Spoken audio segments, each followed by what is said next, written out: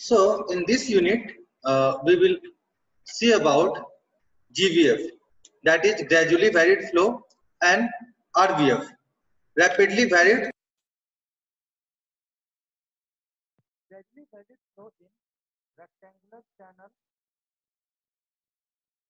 and water slopes with respect to channel bed and horizontal uh, classification of channel slopes, surface profiles, backwater, drawdown curves.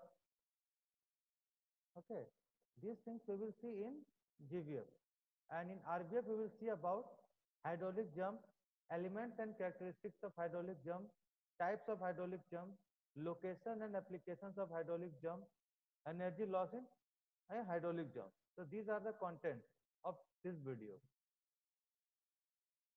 So in first we will see about GVF. So if the depth of flow in a channel changes gradually, so GVF stands for gradually varied flow. So variation of flow will be there. Flow variation means depth of flow will be changing along the length of the channel. So since here we are talking about open channel flow, so gravity is the only driving force and flow is occurring from higher elevation to lower elevation.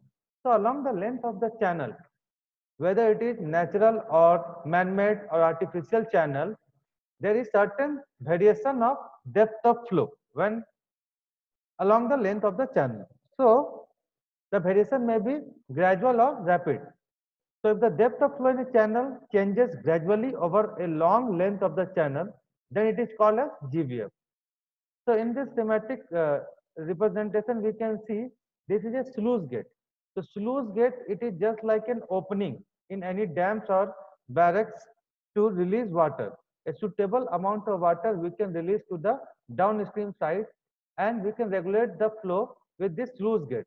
Suppose there is certain dams or any obstruction we have made here. So at the upstream side, there is impounding of water, that is known as reservoir, and we are allowing water to go to the downstream side. So various flow characteristics here we can see here, like UF here represent uniform flow. So from RVF it will transform to UVF, sorry UF, and then again RF, RVF. So this is various flow regimes it is shown here. Now we will see about equations for GVF. So this equation, before discussing, we have to understand about some assumptions. So any derivations we are making, generally we are taking certain assumptions. It will be based on certain theory, some certain concept. So we are also making certain figures, some notations. So here we are considering like here the bed slope of the channel is very small. So bed slope is small means it is a flat or horizontal channel, and flow is steady. Steady flow means flow velocity means depth of flow is not changing with respect to time. So discharge is constant here, and acceleration effect is negligible. So energy correction factor small h unity, that is correction factor we are using, and roughness coefficient is constant for the length of the channel. So these are the assumptions. So we are knowing from our unit 1 discussion on Chase's equation and its derivation, V is equal to C root over Mi, that formula. So Chase's formula and Manning formulas are applicable to this gradually varied flow to fine slope. So Manning formula is capital C is equal to 1 by n, m to power 1 by 6. So that is about Chase's and Manning's constant, and this is very much useful to solve various numerical also. So here one more assumption is channel is prismatic. So already discussed in unit 1 what is the difference between prismatic and non-prismatic. So once again I would like to say, in prismatic channel the cross-sectional properties of channel will be same along the length of the channel. Generally all artificial channel or man-made channel are prismatic in nature, but natural channels are non-prismatic in nature. So to derive these equations of GVF, we have to consider a rectangular channel having GVF, and the depth of flow is gradually decreasing. It is gradually decreasing in the direction of flow. So if flow is occurring from higher to lower elevation, so depth of flow it is decreasing along the direction of flow. So here some notations we can use. Capital Z is equal to height of bottom of channel, small h is equal to depth of flow, small v is equal to mean velocity of flow, ib represent bed slope, and I represent energy line or energy slope, and small b represent width of channel, and at last q represent discharge through the channel. So these are all notations which we are using. Now this we will see about the now equation of GVF. So if you see this figure, so here we can see higher to lower elevation flow is occurring. So bottom surface it is representing the datum line. Datum line means the reference line, and this is the channel bed. This is the channel bed. So and this is the top most surface. I hope you people can see my arrow also here. So Z represent here datum, H represent pressure head, and V square by 2G represent velocity head or kinetic head. So topmost line represent energy line. After that free surface is there, and bottom is the channel bed having bed slope IB, and at the top IA represent energy slope. So by using Bernoulli's equation, that is pressure head, velocity head or kinetic head plus datum head will be constant in these two particular sections. Suppose there may be some head losses also, major or minor, that can be neglected. So after this final expression we will get like this: dH by dx is equal to IB minus IE divided by 1 minus V square by GH. This expression is very much useful for solving various numericals. In some competitive exams also we are using this type of numericals. Now we will see about backwater curve and afflux. So consider the flow over a dam. Okay, on the upstream side of the dam, so the depth of water will be rising because there is certain obstruction. So there will be GVF there, gradually varied flow, and after passing through a dam structure or passing through a spillway, water will again come back to RBF, rapidly varied flow. So if there had not been any obstruction in the path flow of water in the channel, the depth of water would have been constant, as we can shown already with some dotted line in that particular figure, which is parallel to the bed of the channel. So now here, due to the obstruction, the water level rises and it has maximum depth from the bed at some section. Like this we can see. So datum line is there, dam or some obstruction is there. So this is the original water level. So due to the obstruction, water level started rising. H1 and H2 represent water level at section 11 and section 22. Depth of water at the point where water starts rising, that is H1, and maximum height of rising water from bed H2. So this figure will show this backwater curve, how it is showing the profile. So here afflux. So afflux is the term which is the difference of this H2 minus H1. So it is defined as the maximum increase in water level due to obstruction in the path of flow of water. So the profile of the rising water on the upstream side of the dam is called backwater curve. Now we are knowing about backwater curve and afflux. So the distance along the bed of the channel between the section where water starts rising to the section where water is having maximum height. So it is known as length of backwater curve. So length is the distance which is measured along the bed of the channel, okay, between the sections where water starts rising to the section. So this is about length of backwater curve profile. Now here we are considering the flow of water through a channel in which depth of water is increasing along the length of the channel, along the direction of flow. So suppose this may be the case. So here two sections we have taken, section 11 and 22, and these are at such a distance that distance between them represents the length of backwater curve.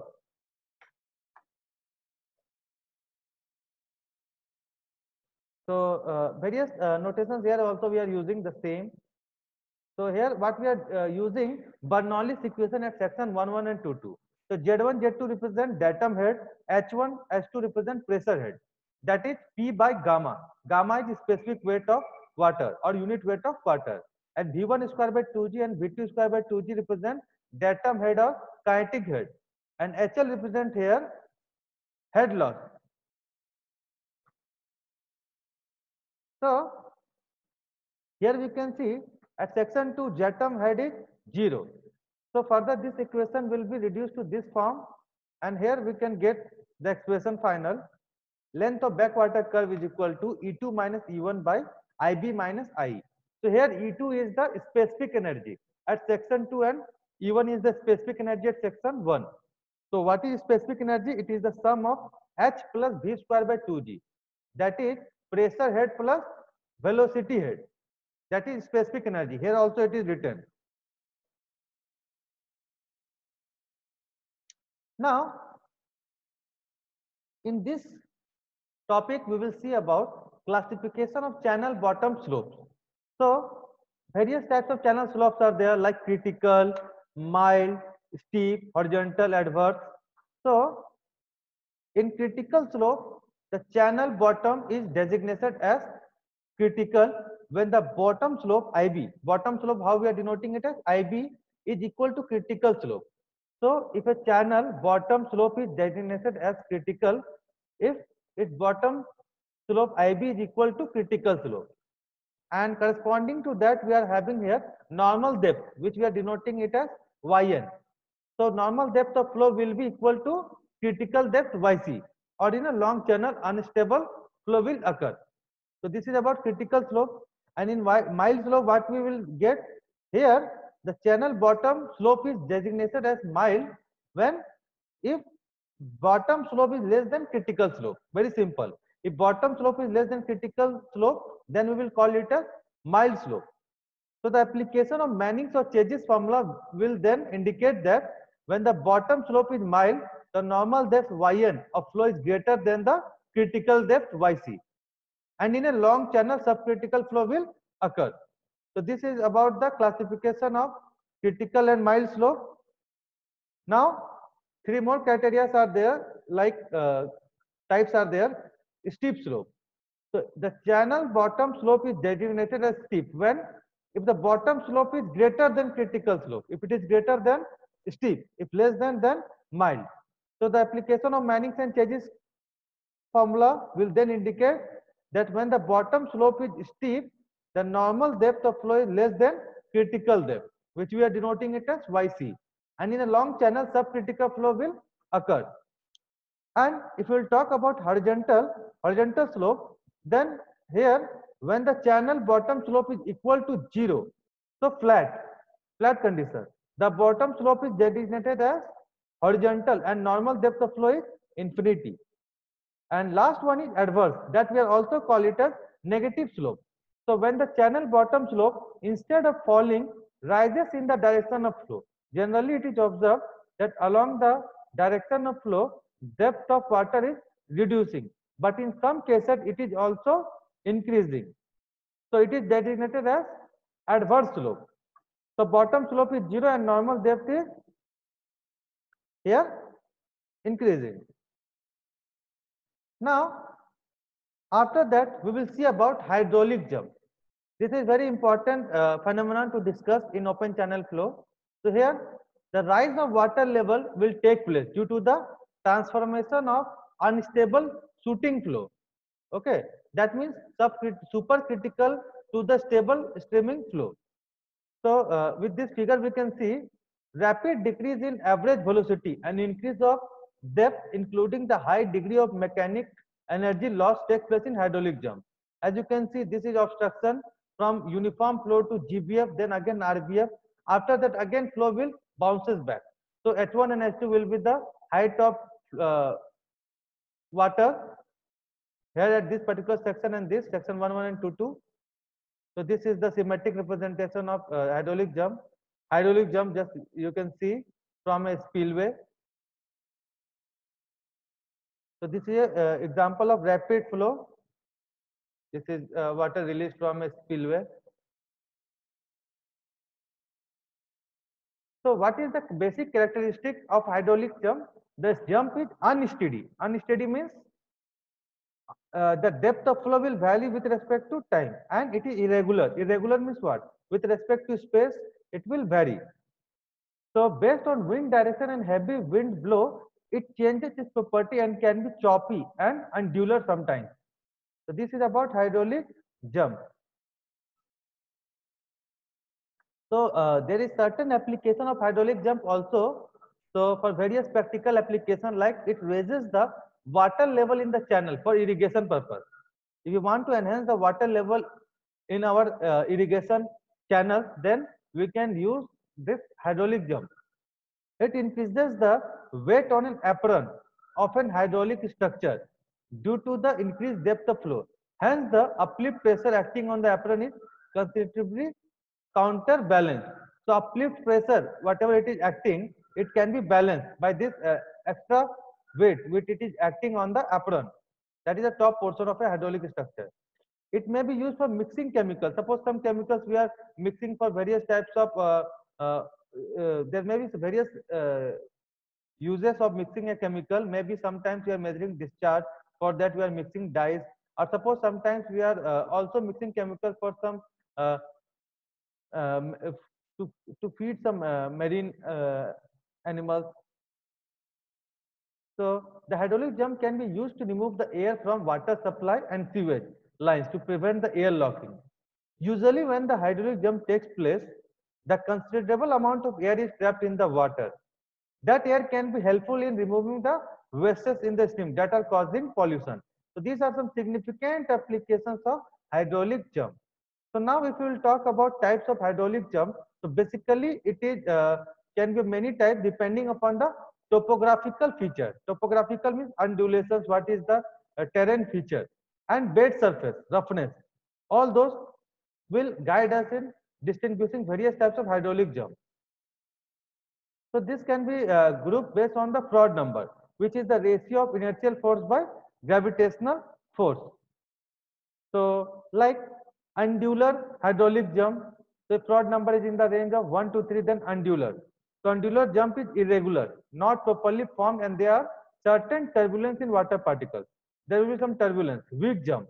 So weak jump means Froude number will be in the range of 3 to 6. Weak jump takes place when the velocity in water is very less, and the water particles cannot be stable and flows in various ways in all directions rapidly.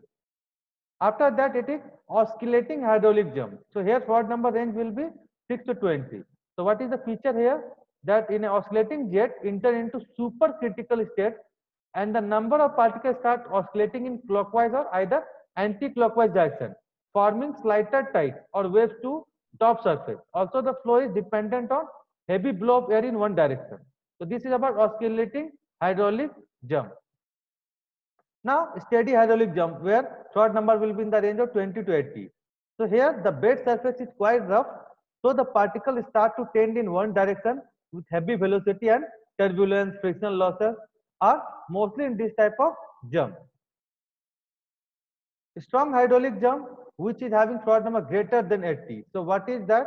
It is a perfect jump found when the frictional losses are more, air pressure division is equal, and velocity is very high. So the water changes its state from supercritical to subcritical.